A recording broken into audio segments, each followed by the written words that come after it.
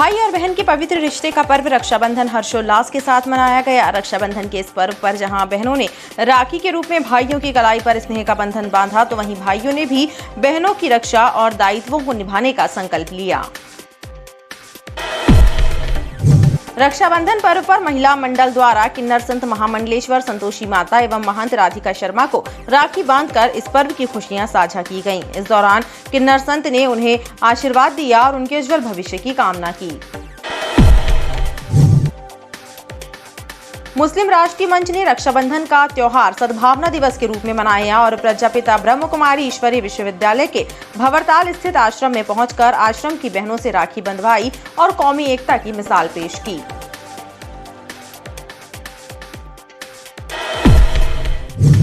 कहते हैं जिसका कोई नहीं होता उसका खुदा होता है। रक्षाबंधन पर्व पर सिविल लाइन स्थित साईं मंदिर में भी कुछ ऐसी ही वानगी दिखाई दी, जहां पर पहुंची कुछ महिलाओं ने साईं बाबा की प्रतिमा को राखी बांधकर राखी का त्योहार मनाया।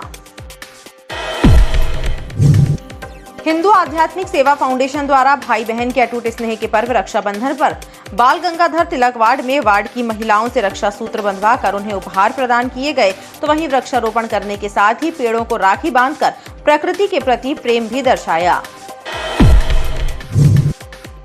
रक्षाबंधन पर्व पर नेताजी सुभाष चंद्र बोस केंद्रीय जेल में बंदियों की उनके परिजनों और बहनों से खुली मुलाकात नहीं हो सकी। रविवार अवकाश होने के कारण और कोरोना की तीसरी लहर की आशंका के कारण जेल विभाग ने खुली मुलाकात पर प्रतिबंध लगाया था।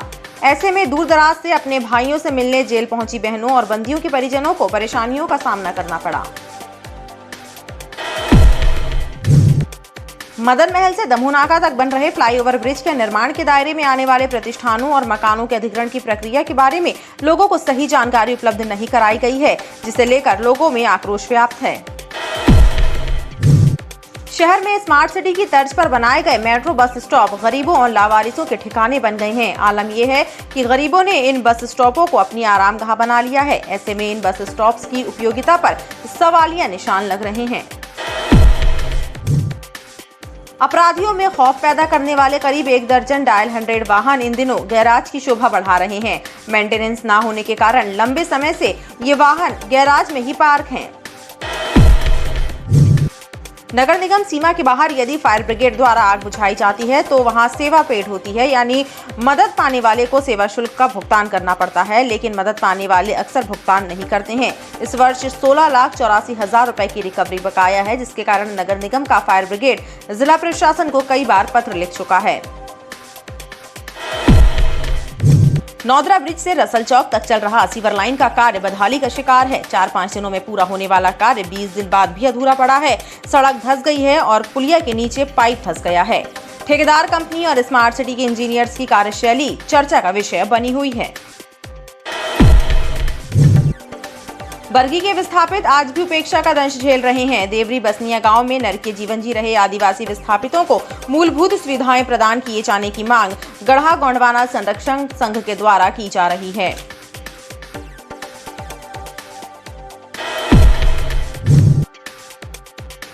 कटंगी बाईपास के समीप नाले का अधूरा निर्माण कार्य बेजुबान जानवरों पर भी भारी पड़ रहा है। खुले नाले में गिरकर बेजुबान पशु हादसे का शिकार हो रहे हैं। हाल ही में नाले में एक बैल गिर गया, जिसे गौसेवकों की मदद से बाहर निकाला गया।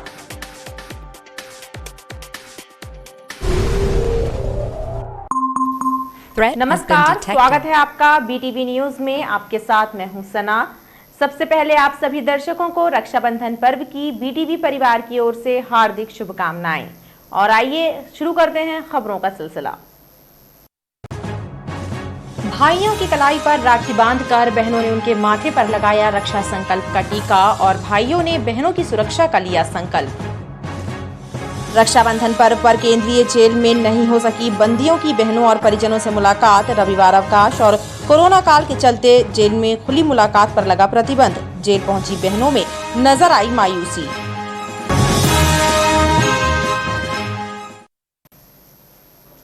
भाई और बहन के पवित्र रिश्ते का पर्व रक्षाबंधन हर्षोल्लास के साथ मनाया गया। रक्षाबंधन के इस पर्व पर जहां बहनों ने राखी के रूप में भाइयों की कलाई पर स्नेह का बंधन बांधा, तो वहीं भाइयों ने भी बहनों की रक्षा और दायित्वों को निभाने का संकल्प लिया। रक्षाबंधन के इस पर्व पर रिश्तों की अटूट डोर को हमेशा कायम रखने का वचन और उपहारों के बीच में मुस्कुराते चेहरों की खुशी हर घर में नजर आई।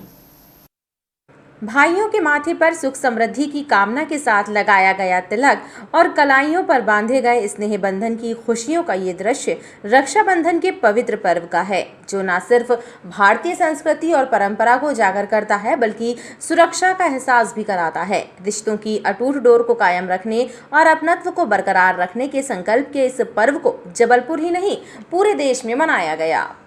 रक्षाबंधन साल भर का इतना बड़ा त्योहार है। हम सारी बहनें दूर दूर से अपने ससुराल से आके अपने भाइयों को राखी बांधते हैं। ये हमारे भाई बहनों के का सबसे अच्छा त्योहार होता है। हमने अपने भाई को राखी बांधी, मिठाइयाँ खाई इतनी सारी, और हमें गिफ्ट्स भी मिले। और मास्क लगा के सभी लेडीज़ अपने भाइयों को राखी बांधने जाएं। और मैं तो आई हूँ भाई के यहाँ राखी बांधने के लिए। मुझे बहुत खुशी हो रही है कि थोड़ा सा कोरोना से आराम है लोगों को, लेकिन फिर भी सुरक्षा बहुत ज़रूरी है। मैं चाहती हूँ सभी भाई अपनी बहनों की सुरक्षा करें और उन्हें सलाह दें कि अच्छे सलामत से रहें। सब भैया से वचन लिया है कि हम बिना मास्क के बाहर नहीं जाएंगे और जब कोई इम्पोर्टेंट काम पड़ेगा जब ही हम जाएंगे। आप भैया को राखी बांधिए और भैया को स्वस्थ रहे और ठीक रहे।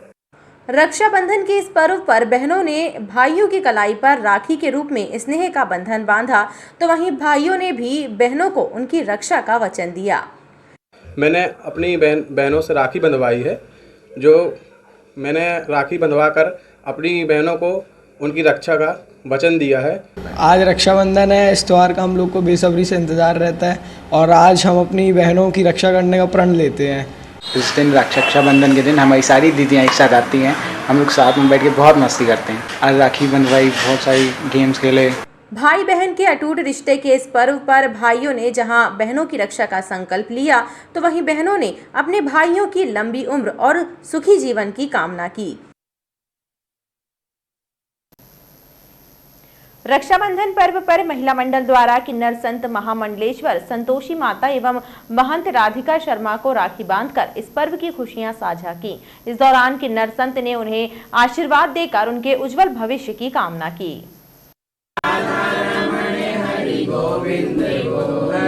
ग्वारी घाट में महिला मंडल के द्वारा रक्षाबंधन पर्व की खुशियां किन्नर संतों के साथ साझा की गईं। महिलाओं ने खाटू श्याम अखाड़े की किन्नर संत महामंडलेश्वर संतोषी माता और महंत राधिका शर्मा को राखी बांधी।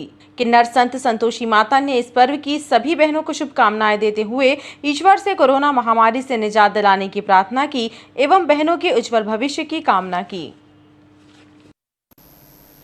कहते हैं जिसका कोई नहीं होता उसका खुदा होता है। रक्षाबंधन पर्व पर सिविल लाइन स्थित साईं मंदिर में भी कुछ ऐसी ही वानगी दिखाई दी, जहां पर पहुंची कुछ महिलाओं ने साईं बाबा की प्रतिमा को राखी बांधकर राखी का त्योहार मनाया।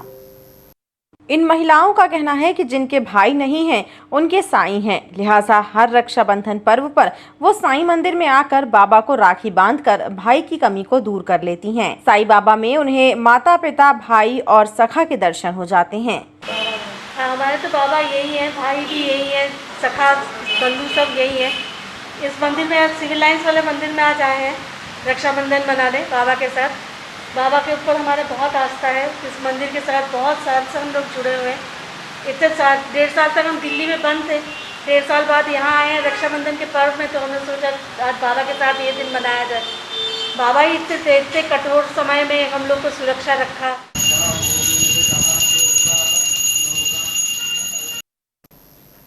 वहीं राष्ट्रीय मुस्लिम मंच ने रक्षाबंधन का त्योहार सद्भावना दिवस के रूप में मनाया और प्रजापिता ब्रह्म कुमारी ईश्वरीय विश्वविद्यालय के भंवरताल स्थित आश्रम में पहुंचकर आश्रम की बहनों से राखी बंधवाई और कौमी एकता की मिसाल पेश की।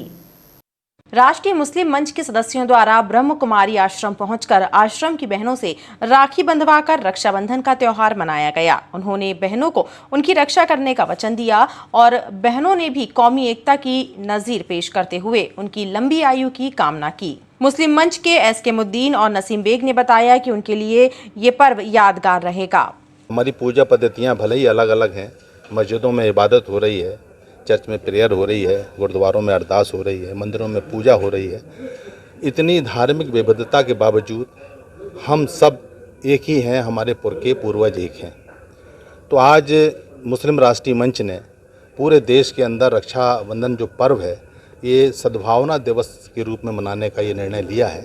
तो आज हम अपनी बहनों के पास यहाँ रक्षाबंधन में राखी बंधवाने के लिए आए हैं और आपसी सद्भाव भाईचारे का एक संदेश दे रहे हैं। आज रक्षाबंधन के उपलक्ष्य में ब्रह्म कुमारी आश्रम में आज हम सब जहाँ इकट्ठित होकर अपनी बहनों से राखी बंधवाई और ये हमारे देश की आपसी सद्भाव की मिसाल है। हिंदू मुस्लिम सभी मिलकर हम सभी त्यौहार मनाते हैं। सभी को आज रक्षाबंधन की बहुत बहुत बधाई। हिंदू आध्यात्मिक सेवा फाउंडेशन द्वारा भाई बहन के अटूट स्नेह के पर्व रक्षाबंधन पर बाल गंगाधर तिलक वार्ड में वार्ड की महिलाओं से रक्षा सूत्र बंधवाकर उन्हें उपहार प्रदान किए। तो वहीं पौधारोपण करने के साथ ही पेड़ों को राखी बांधकर प्रकृति के प्रति प्रेम भी दर्शाया। हिंदू आध्यात्मिक सेवा फाउंडेशन और बाल गंगाधर तिलक वार्ड के वार्ड संयोजक अवधेश यादव द्वारा वार्ड की महिलाओं से घर घर जाकर राखी बंधवाई और सदैव उनकी रक्षा का वचन देकर उन्हें उपहार प्रदान किया। प्रकृति वंदन के तहत उनके द्वारा वृक्षारोपण किया गया और पेड़ों को राखी बांधकर पर्यावरण सुरक्षा का भी संकल्प लिया गया। इस महापावन पर्व के शुभ अवसर पर आज बाल गंगाधर तिलक वार्ड के अंतर्गत में हिंदू आध्यात्मिक सेवा फाउंडेशन प्रकृति वंदन के तहत हमारी प्राचीन सभ्यता एक रक्षाबंधन का जो त्यौहार है इसे बड़े उत्साह के साथ मनाते हुए हम सभी लोगों ने आज सेवा बस्ती में हमारी बहनों से राखी बंधवा के अपने दीर्घायु जीवन की कामना करके अपनी बहनों की रक्षा हेतु हम सब लोग संकल्पित हुए। इस मौके पर बाल गंगाधर तिलक मंडल के कार्यकर्ता भी मौजूद रहे। रक्षाबंधन पर्व पर नेताजी सुभाष चंद्र बोस केंद्रीय जेल में बंदियों की उनके परिजनों और बहनों से खुली मुलाकात नहीं हो सकी। रविवार अवकाश होने के कारण और कोरोना की तीसरी लहर की आशंका के कारण जेल विभाग ने खुली मुलाकात पर प्रतिबंध लगाया था। ऐसे में दूर दराज से आए भाइयों से मिलने जेल पहुंची बहनों और बंदियों के परिजनों को परेशानियों का सामना करना पड़ा। कोरोना संक्रमण काल और रविवार अवकाश की वजह से रविवार को रक्षाबंधन के मौके पर नेताजी सुभाष चंद्र बोस केंद्रीय जेल में बंदियों और कैदियों की उनके परिजनों और बहनों से खुली मुलाकात नहीं हो सकी। जेल विभाग ने सुरक्षा और सतर्कता के मद्देनजर खुली मुलाकात पर प्रतिबंध लगाया था। ऐसे में दूर दराज से जेल तक बंदियों और कैदियों से मिलने पहुंची उनकी बहनों और परिजनों को मायूस होकर वापस लौटना पड़ा। जेल विभाग द्वारा जेल तक पहुंचने वाले मुख्य मार्ग पर आज अवकाश है, मुलाकात नहीं होगी का बैनर लगा दिया और जेल प्रहरियों की भी तैनाती की। मैं अपने बच्चे अमित तिवारी को राखी रुमाल देने के लिए आया था, जो कि आज अवकाश के कारण दी नहीं जा रही है। क्या क्या बोले जा रहे हैं यहाँ पर? कि आज अवकाश है, आज नहीं दी जाएगी। कोई सूचना मिली थी पहले आपको? नहीं, पहले सूचना नहीं मिली। कहाँ से आए आप? मैं आया हूँ गड़ा फाटक से। अगर अवकाश था और इनको नहीं खोलना था जेल तो पहले से बता देते, इन्फॉर्म कर देते कि रूल्स अभी नहीं आए हैं, तो हम लोग नहीं आते। फालतू में हम उतने दूर से आए और इन्होंने बंद करके रखा, मिलने भी नहीं दे रहे। राखी बहाने दो चाहे ना बहाने दो, लेकिन मुलाकात तो कर सकते हैं ना, उसमें भी प्रॉब्लम है, उसमें भी नहीं करने दे रहे हैं। यहाँ पर हम लोग आए थे और हम अब मतलब हमारा भाई यहाँ पे अंदर है और क्या बोलते हैं कि यहाँ पे आने में बहुत असुविधा हुई है, लेकिन मुलाकात नहीं हो रही है। अवकाश से छुट्टी बता रहे हैं यहाँ पर। आज त्योहार होने के बाद इलेक्शन होने के बाद जी हाँ। कहाँ से आए हो आप? हम लोग कुंडम से आए हैं। जेल विभाग के अधिकारियों ने बताया कि कोरोना की तीसरी लहर की आशंका के चलते जेल में खुली मुलाकात पर प्रतिबंध है। जेल प्रशासन सोमवार को विंडो के जरिए कैदियों की उनके परिजनों से मुलाकात कराएगा और उनकी बहनों द्वारा दी जाने वाली राखी बंदी भाइयों तक पहुंचाई जाएगी। मदन महल से दमोह नाका तक बन रहे फ्लाईओवर ब्रिज के निर्माण के दायरे में आने वाले प्रतिष्ठानों और मकानों के अधिग्रहण की प्रक्रिया के बारे में लोगों को सही जानकारी उपलब्ध नहीं कराई गई है, जिसे लेकर लोगों में रोष व्याप्त है। लोगों का कहना है कि भूमि अधिग्रहण तो किया जा रहा है, लेकिन मुआवजे के संबंध में जानकारी देने से जिम्मेदार विभाग के अधिकारी कतरा रहे हैं। मदन महल से दमोह नाका तक बन रहे सबसे बड़े फ्लाईओवर के निर्माण के दायरे में आने वाले प्रतिष्ठानों और मकानों के अधिग्रहण की प्रक्रिया को लेकर लोगों में रोष व्याप्त है। लोगों की माने तो फ्लाईओवर निर्माण के लिए चल रही अधिग्रहण की प्रक्रिया की सही जानकारी उपलब्ध नहीं कराई गई है, और तो और मुआवजे के संबंध में भी जिम्मेदार विभाग कोई अधिकृत जानकारी देने से कतरा रहा है, जिससे लोगों में रोष व्याप्त है। फ्लाईओवर वाले मुआवजा भी नहीं दिए अभी तक, वो की बस कार्रवाई करके अंदर तक लेते जा रहे हैं और अंदर लेते जा रहे हैं। हम एक बार 2005 में जब हो गया था 80% का मास्टर प्लान चल रहा था, तभी अगर वो पूरा कंप्लीट कर लेते तो ये परेशानी ना होती। अब ये ऐसा हो गया गली के न घाट के, अब कहाँ जाएंगे, धंधा भी तो चौपट हो गया पूरा। हम लोग को फ्लाईओवर बन रहा है जब से बहुत परेशानी हो गई है। एक तो मोटर गाड़ी बिल्कुल मेरे दरवाजे से निकल रहे हैं, हम लोग बाहर नहीं खड़े हो सकते, और हम लोग की जो दुकानें भी टूट रही हैं, पहले से बताया नहीं गया। जब बनने के पहले बताना चाहिए था कि भाई इतनी में तुम्हारा मकान टूटेगा जाएगा, तो हम अपने कुछ भी इंतजाम करते, कहीं भी मकान लेते या कुछ भी करते, और अब हमको जो मुआवजा मिलेगा तभी हम अपनी दुकान तोड़ने देंगे। कोई परेशानी आने जाने का, कभी एक्सीडेंट होता है, कभी माने किस कारण हो रही है ये ट्रैफिक के कारण, फ्लाईओवर के कारण। जिन लोगों की भूमि, मकानों और दुकानों का अधिग्रहण किया जा रहा है, उनका कहना है कि ना तो लोक निर्माण विभाग, ना ही नगर निगम और जिला प्रशासन के द्वारा इस बात का खुलासा किया जा रहा है कि उन्हें भूमि अधिग्रहण का कितना मुआवजा दिया जाएगा। यदि वर्तमान मूल्य से कम मुआवजा मिलता है तो उनके सामने नए स्थान पर नया निर्माण कम पैसों में कराने की चुनौती भी बनी रहेगी। शहर में स्मार्ट सिटी की तर्ज पर बनाए गए मेट्रो बस स्टॉप गरीबों और लावारिसों के ठिकाने बन गए हैं। आलम यह है कि गरीबों ने इन बस स्टॉप्स को अपनी आरामगाह बना लिया है। ऐसे में इन बस स्टॉपों की उपयोगिता पर सवालिया निशान लग रहे हैं। शहर में स्मार्ट सिटी की तर्ज पर बनाए गए मेट्रो बस स्टॉपों की उपयोगिता सवालों के घेरे में खड़ी हो रही है। मेट्रो बस यात्रियों के लिए बनाए गए बस स्टॉप लावारिसों और गरीबों की पनाहगाह बनकर रह गए हैं। इन बस स्टॉपों पर गरीबों और लावारिसों ने गृहस्थी तक बसा ली है, जिससे बस स्टॉप के निर्माण और उसकी उपयोगिता पर सवालिया निशान भी लग रहा है। शहरवासियों का कहना है कि प्रशासन को इस ओर ध्यान देना चाहिए ताकि लाखों रुपए की लागत से बनाए गए इन बस स्टॉपों का लोग इस्तेमाल कर सकें। बैठने की व्यवस्था नहीं रहती है, क्योंकि वो पहले से अपना उसमें बैठे रहते हैं गरीब लोग, और उन लोग कुर्सी भी नहीं रहती उनकी खाली, क्योंकि उसमें उनका सामान रखा हुआ होता है, उधर ही खाना खाते हैं मांग के बेचारे, और अपना वो गुजर बसर कर रहे हैं, जिसमें कि यात्री उधर नहीं बैठ पाते हैं जो बस के लिए खड़े रहते हैं। मेट्रो बस यात्रियों की सुविधा के लिए स्मार्ट सिटी की तर्ज पर मेट्रो बस स्टॉप बनाए गए, लेकिन इन बस स्टॉपों की सुरक्षा और इनकी उपयोगिता की ओर प्रशासन का रवैया उदासीन है, जिससे मेट्रो बस स्टॉपों का हाल बेहाल हो चला है। अपराधियों में खौफ पैदा करने वाले करीब 1 दर्जन डायल 100 वाहन इन दिनों गैराज की शोभा बढ़ा रहे हैं। मेंटेनेंस न होने के कारण लंबे समय से ये वाहन गैराज में ही पड़े हुए हैं। आरोपियों में खौफ पैदा करने वाले FRV यानी डायल 100 वाहन इन दिनों खुद संजीवनी की तलाश में है। लंबे समय से मेंटेनेंस के अभाव में करीब 1 दर्जन वाहनों को गैरेज में ही पार्क करके रखा गया है। कभी ये वाहन 100 डायल करने पर तत्काल रिस्पांस देते हुए घटना स्थल पर पहुंच जाया करते थे, लेकिन फिलहाल मेंटेनेंस के अभाव में इन्हें गैरेज की शोभा बनकर रहना पड़ रहा है। कहने को जिले में कुल 45 FRV वाहन हैं जो किसी भी घटना की सूचना मिलने पर तत्काल कार्यवाही करने पहुंचते थे, लेकिन अब 1 दर्जन वाहनों की हालत बेहद खराब है जो अभी सड़कों पर बिल्कुल नहीं दौड़ रहे हैं। जबलपुर के रेडियो SP जितेंद्र पटेल बताते हैं कि विभाग इन वाहनों के मेंटेनेंस और सुधार के लिए ठेका कंपनी को बार-बार पत्र लिख रहा है। अभी जो जानकारी है वो आई है इनके हेड ऑफिस के द्वारा उनको जो अप्रूवल होता है फाइनेंशियल अप्रूवल ना मिलने के कारण कुछ विलम्ब हो रहा है, और वरिष्ठ अधिकारियों से लगातार संपर्क जारी है, और ये कोशिश है कि जल्दी से जल्दी वाहन ऑन रोड हो और इनकी संख्या वो 2-5% के भीतर ही रखी जाए। और ये नेचुरल सी बात है कि कार्य तो प्रभावित होगा, क्योंकि एक साथ उसको बार बार काम दिया जाएगा तो एक आध काम डिले जरूर हो सकता है। तो कार्य तो नो डाउट प्रभावित हो रहा है, बल्कि कार्य प्रभावित होने से बेटर हम यदि ये बोलें कि रेस्पॉन्स टाइम प्रभावित होता है किसी घटना का, ये एक सच्चाई है।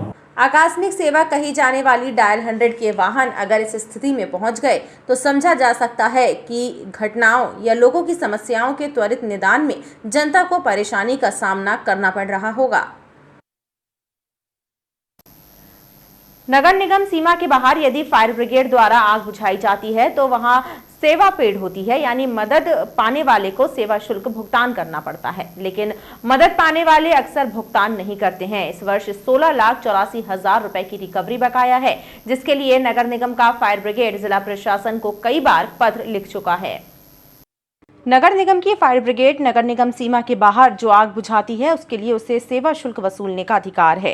ये सेवा शुल्क जिला प्रशासन के जरिए वसूला जाता है, लेकिन अधिकतर मामलों में मदद पाने वाले पैसा नहीं चुकाते। इस रिकवरी मद में फिलहाल 16,84,000 रुपए से ज्यादा की वसूली बाकी है, यानी अग्नि हादसों को निपटाने के लिए जो एक्सपेंस किए जा रहे हैं उनकी भरपाई नहीं हुई। नगर निगम सीमा क्षेत्र के बाहर अगर कोई दुर्घटना हो रही है, अग्नि दुर्घटना, जैसे कि ग्रामीण क्षेत्र हो गए या फिर जो दूसरे नगरीय निकाय हैं, ज़रूरत पड़ने पर कभी अगर हमें सूचना मिलती है कंट्रोल रूम के माध्यम से, तो हम डेफिनेटली एक इमरजेंसी के तौर पर अपने यहाँ से फायर वाहन भेजते हैं। लेकिन फायर फाइटिंग के बाद जो वहाँ की फायर फाइटिंग में जो एक्सपेंस नगर निगम के होते हैं उनकी रिकवरी के लिए हम माननीय कलेक्टर महोदय को पत्र लिखते हैं, जो रिकवरी उनके माध्यम से ही होती है।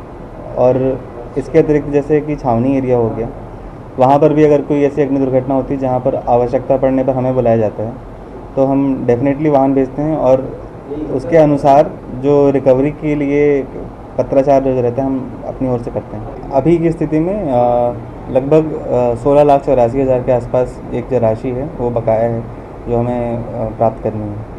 अधिकारियों का कहना है कि यदि सेवा शुल्क की वसूली समय पर हो तो फायर ब्रिगेड को अपग्रेड करने में मदद मिल सकती है।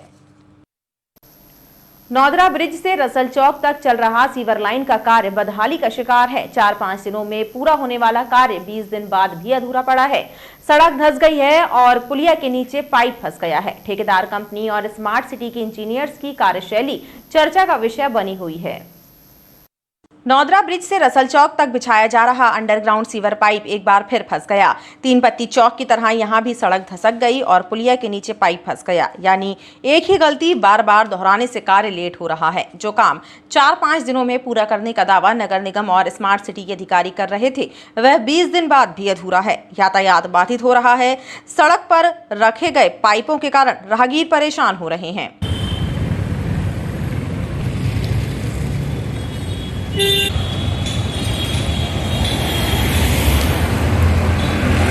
पूर्व में ब्लैक लिस्टेड की गई कंपनी आनंद एसोसिएट से काम कराया जा रहा है। ये पूरी कार्यशैली चर्चा का विषय बनी हुई है। बरगी बांध के विस्थापित आज भी उपेक्षा का दंश झेल रहे हैं। देवरी बसनिया गांव में नरकीय जीवन जी रहे आदिवासी विस्थापितों को मूलभूत सुविधाएं प्रदान किए जाने की मांग गढ़ा गोंडवाना संरक्षण संघ के द्वारा उठाई जा रही है। देवरी बसनिया में बरगी बांध के विस्थापितों को बसा दिया है, लेकिन उन्हें बुनियादी सुविधाओं से वंचित रखा गया है। यह आरोप लगाते हुए गढ़ा गोंडवाना संरक्षण संघ के संभागीय अध्यक्ष किशोरी लाल भलावी ने बताया कि लंबा अरसा बीत जाने के बावजूद भी विस्थापितों को उनका हक नहीं मिल पाया है। ये विस्थापित लोगों का 40 से समथिंग 60 घर की बस्ती है। देश आज़ाद तो हो गया, लेकिन रोड देखकर ऐसा लगता है कि देश की आज़ादी आदिवासियों के लिए नहीं हुई है। ये गुलामी जैसी ज़िंदगी जी रहे हैं, रोज़मर्रा में कीड़ा मकोड़े की ज़िंदगी जी रहे हैं। इसके लिए मैं आज यहाँ पर आया हूँ और क्षेत्रीय विधायक से भी निवेदन करता हूँ, यहाँ के सरपंच से भी निवेदन करता हूँ, माननीय यहाँ के अनुभागीय दंडीय अधिकारी से भी निवेदन करता हूँ कि इस पर जल्दी से संज्ञान लें, नहीं तो आदिवासी रोड पर आएगा और इनके पुतले दहन होंगे और इन लोगों को सबको जो है बहुत मुक्की खानी पड़ेगी। गोंडवाना संरक्षण संघ ने आदिवासियों की समस्याएं दूर नहीं होने पर आंदोलन की चेतावनी दी है। कटंगी बाईपास के समीप नाले का अधूरा निर्माण कार्य बेजुबान जानवरों पर भी भारी पड़ रहा है। खुले नाले में गिरकर बेजुबान पशु हादसे का शिकार हो रहे हैं। हाल ही में नाले में एक बैल गिर गया, जिसे गौसेवकों की मदद से बाहर निकाला गया।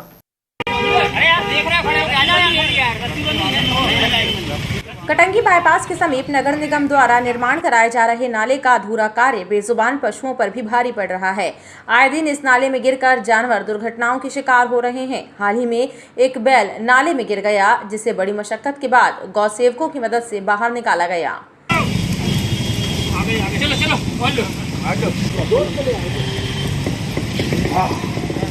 नगर निगम की लापरवाही, ऐसा लापरवाही ना करें कि किसी बेजुबान की जानवर जाए, बस आपसे इतना हाथ जोड़ के निवेदन है। बारिश के मौसम में नाले का अधूरा निर्माण कार्य बेहद खतरनाक बना हुआ है। नाले के आसपास से गुजरने वाले लोग भी खुद को असुरक्षित महसूस कर रहे हैं। और खबरों का सिलसिला लगातार जारी रहेगा। आप देखते रहिए BTV न्यूज।